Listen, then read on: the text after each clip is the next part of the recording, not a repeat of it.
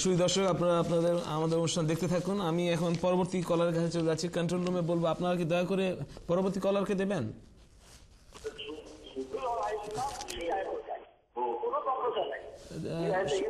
সুধী দর্শক, দয়া করে আপনার টিভির ভলিউম কমিয়ে দিন, না হয় আমরা আপনার প্রশ্ন বুঝতে পারবো না। আপনি আপনার প্রশ্ন করুন।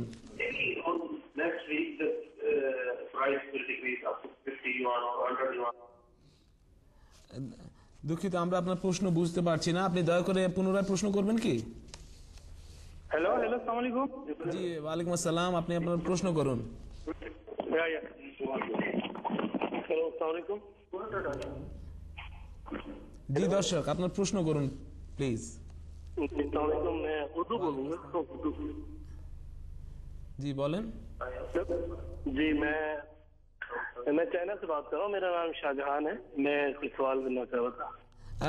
সুধী দর্শক, এটা আমাদের বাংলা অনুষ্ঠান। আপনি জি আপনি প্রশ্ন করুন প্লিজ। জি প্রশ্ন করুন।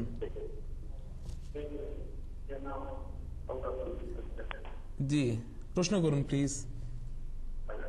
जी हेलो। जी ये मेरा पहला सवाल ये कि ये अहमदियत क्या है? आप कहाँ से बोल रहे हैं? जी आप कहाँ से बोल रहे हैं? मैं चाइना से बात कर रहा हूँ। अच्छा, और कोई सवाल है आपका? जी जी सवाल तो है, मैंने सवाल लिखवाए हैं। जी नहीं, पहला सवाल करने आप और इसका फर्क। जी जी जी आपको सुन रहे हैं, आप प्लीज कंटिन्यू कीजिए। अच्छा, आप मेरी बात सुन रहे हैं? चले ठीक है, मैं सवाल बोल रहा हूँ। एक सवाल नंबर एक ये कि अहमदियत क्या है, और दीगर जो गैर अहमदी मसलक हैं इसके उलमा अब तक अहमदियत से कायल क्यों नहीं हुए?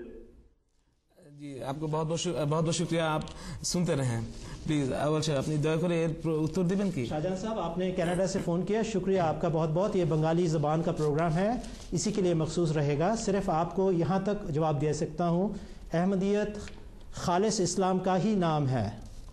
और जिस तरह हज़रत अक़दस मोहम्मद रसूलुल्लाह सल्लल्लाहु अलैहि वसल्लम ने आखिरी दौर में आने वाले मसीह और महदी अलैहिस्सलातु वस्सलाम के बारे में पेशगोई फरमाई थी, उस पेशगोई के पूरा होने के बाद अहमदिया जमात कायम हुई है और मसीह और महदी की आमद साबित शुदा है, अमर है, और वो हैं हज़रत मिर्ज़ा ग़ुलाम अहमद क़ादियानी अलैहिस्सलातु वस्सलाम।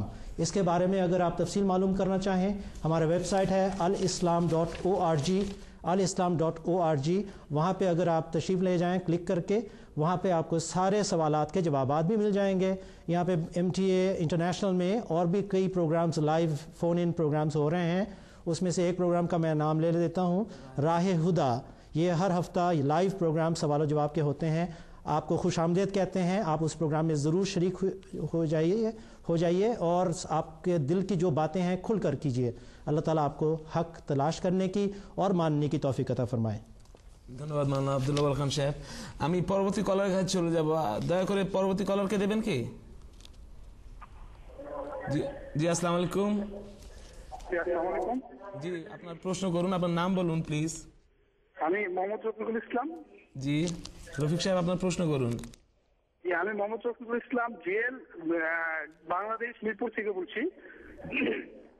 জি বলুন। জি বলুন, আমরা শুনতে পাচ্ছি।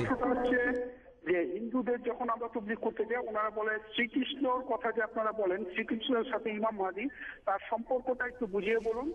এবং ইমাম মাহদী যে শ্রীকৃষ্ণ, এটা আমাদের কিতাব থেকে, বাইবেল বা গীতা বা ভারতবর্ষ ওদের যে কিতাব, ওখান থেকে আপনারা এই উত্তরটা দেন। ধন্যবাদ শফিকুল ইসলাম সাহেব, আমরা আপনার প্রশ্ন পেয়েছি। আমরা আপনার প্রশ্ন প্যানেলের কাছে রাখবো। আমরা এখন চলে যাব পরবর্তী কলারের কাছে। দয়া করে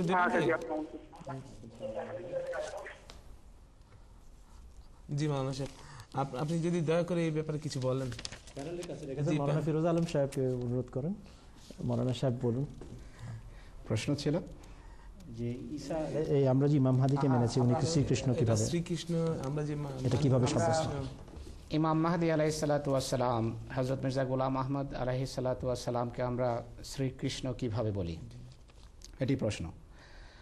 আমরা বিশ্বাস করি যে হিন্দুদের ভিতর বা পৃথিবীর যে কোনো ধর্মে, খ্রিস্ট ধর্মে বা বৌদ্ধ ধর্মে বা হিন্দু ধর্মে যে সমস্ত মহাপুরুষেরা ইতিপূর্বে এসেছেন, ভারতের হিন্দু ভাইদের জন্য যে মহাপুরুষ এসেছেন হজরত কৃষ্ণ আলাইহিসসালাতু ওয়াসসালাম, তিনি তাদের ভিতর খোদা তাআলার নবী হিসাবে কাজ করেছেন। আমরা তাকে খোদা মানি না, আমরা তাকে অবতার মানি।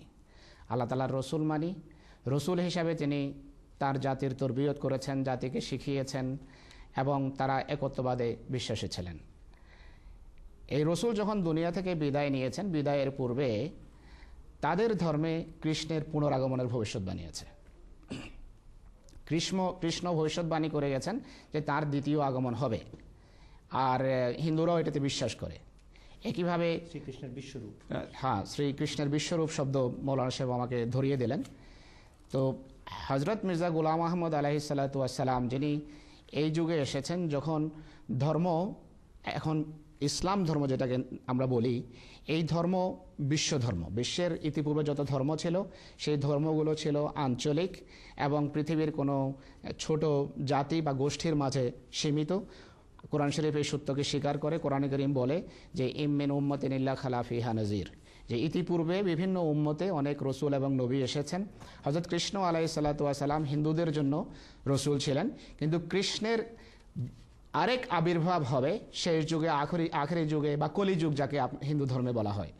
সেই কলিযুগে কৃষ্ণের আগমন হয়েছে হযরত মির্জা গোলাম আহমদ আলাইহিসসালাতু ওয়াসসালামের পবিত্র সত্তাতে। তিনি দাবি করেছেন যে আল্লাহ তাআলা আমাকে হিন্দু গ্রন্থে যে কৃষ্ণের আগমনের ভবিষ্যৎবাণী আছে সেই কৃষ্ণ হলাম আমি, তোমরা আমাতে সেই তোমাদের যে কৃষ্ণের সন্ধান রয়েছে তাকে খুঁজে পাবে। এবং হিন্দুদের পিপাসার তিনি নিবারণ করেছেন। এবং হিন্দু সাহিত্যে যে সমস্ত লক্ষণাবলী আছে কৃষ্ণের দ্বিতীয় আগমনের, সেই সমস্ত লক্ষণাবলী হযরত মির্জা গোলাম আহমদ আলাইহিসসালাতু ওয়াসসালামের সত্তায় পরিপূর্ণতা লাভ করেছে।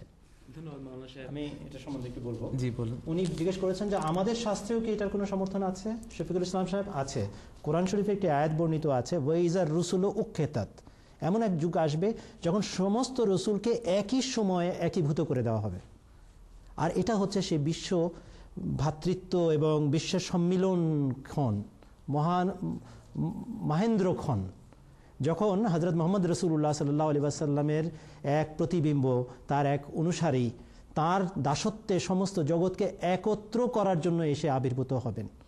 তখন তাকে এমন একটা দায়িত্ব দিয়ে পাঠানো হবে যে তুমি ভেদাভেদ ভাঙিয়ে একত্র করো। কেননা কারণ নাসু উম্মাতাম ওয়াহেদাতান, মানুষ এক জাতি, তাকে আবার এক হতে হবে। আল্লাহ এক, মানব জাতিও এক হবে। তো এই যে একত্রকরণ প্রক্রিয়া, তার ভিতরে একটা বড় রহস্য ছিল, কিভাবে সম্ভব? প্রত্যেক জাতি বলছে আমার মাঝে শ্রীকৃষ্ণ আসবেন, খ্রিস্টান বলছে আমার মাঝে ঈসা আলাইহিস সালাম আসবেন, যিশু আসবেন, মুসলমান বলছে ইমাম মাহদী আসবেন। বিভিন্ন ধর্ম, বিভিন্ন পথ, বিভিন্ন মত নিজেদের নেতাদের অপেক্ষায় রত। ইসলাম এটা সমাধান দিয়েছে, না, পৃথক পৃথক জাতিতে পৃথক পৃথক মানুষ আবির্ভূত হবে না, এক সত্তার ভিতরে সমস্ত গুণাবলী, রসুলদের গুণাবলী একীভূত করে দেওয়া হবে। এই জন্য হজরত আকদাস মসিহে মাউদ আলাইহিসসালাতু ওয়াসসালাম, তার নেতা, তার গুরু, তার শিক্ষক হজরত মুহাম্মদ সাল্লাল্লাহু আলাইহি ওয়াসাল্লাম যেরকম আন্তর্জাতিক নবী, কুলিন্নী রাসূলুল্লাহি ইলাইকুম জামিআন, ঠিক তেমনি তার শিষ্য হজরত মির্জা গোলাম আহমদ কাদিয়ানী আলাইহিস সালামও নিজের মাঝে সমস্ত নবী রসুলদের প্রতিচ্ছবি এবং গুণাগুণ একত্র করে এসেছিলেন।